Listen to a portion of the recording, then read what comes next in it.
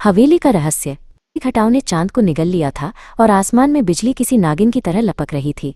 दूर पहाड़ी पर वो पुरानी हवेली किसी दैत्य की तरह खड़ी थी, जिसकी अंधेरी खिड़कियां घूर रही थीं।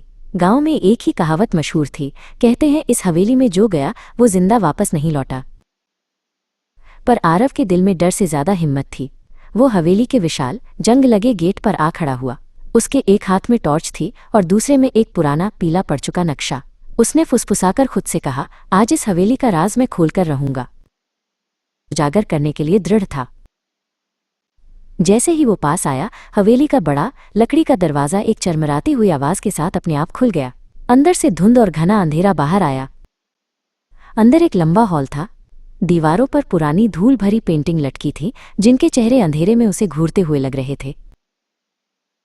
छत से एक टूटा हुआ झूमर लटका हुआ था, उसके क्रिस्टल मकड़ी के जालों से ढके हुए थे। हर कदम पर फर्श की लकड़ी चरमराती और उसकी आवाज खामोशी में गूंजती। हॉल के अंत में एक पुरानी अलमारी खड़ी थी। उसका दरवाजा थोड़ा खुला हुआ था और अंदर से एक अजीब धीमी रोशनी आ रही थी। रोहन ने धीरे से अलमारी का दरवाजा खोला। अंदर एक और किताब रखी थी, लेकिन ये चमक रही थी। उसके पन्ने एक सुनहरी रोशनी से जगमगा रहे थे। जैसे ही उसने किताब को छुआ, कमरे की रोशनी और तेज हो गई। किताब के पन्ने अपने आप पलटने लगे, जिसमें हवेली के नक्शे और अजीब प्रतीक बने हुए थे। अचानक उसे अपने पीछे एक आहट सुनाई दी। उसने पलट कर देखा। दीवार पर एक लंबी विकृत परछाई दिखाई दी, जो उसकी ओर बढ़ रही थी। आपको उठाने के लिए हाथ बढ़ाया, उसके पीछे दीवार पर एक काली परछाई उभरी। वो परछाई किसी इंसान की नहीं थी और वो धीरे धीरे उसकी तरफ बढ़ रही थी। आरव को अपने पीछे किसी की मौजूदगी का एहसास हुआ। उसने तेजी से पलटते हुए चिल्लाया, कौन है वहां? सामने आओ। उसने अपनी टॉर्च की रोशनी उस परछाई पर डाली, लेकिन वहां कोई नहीं था। परछाई फिर भी दीवार पर मौजूद थी और अब वो और बड़ी हो गई थी। आरव का चेहरा पसीने से भीग गया, उसकी सांसें तेज हो गईं।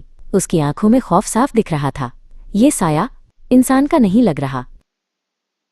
परछाई अचानक गायब हो गई। आरव ने नीचे देखा और पाया कि फर्श पर धूल के बीच एक अजीब सी आकृति बनी हुई है। अचानक उस आकृति में दरारें पड़ने लगी और उनमें से एक तेज नीली रोशनी बाहर फैलने लगी। तो यही सच था। ये हवेली किसी रूह की कैदगाह है, वो कांपती आवाज में बोला।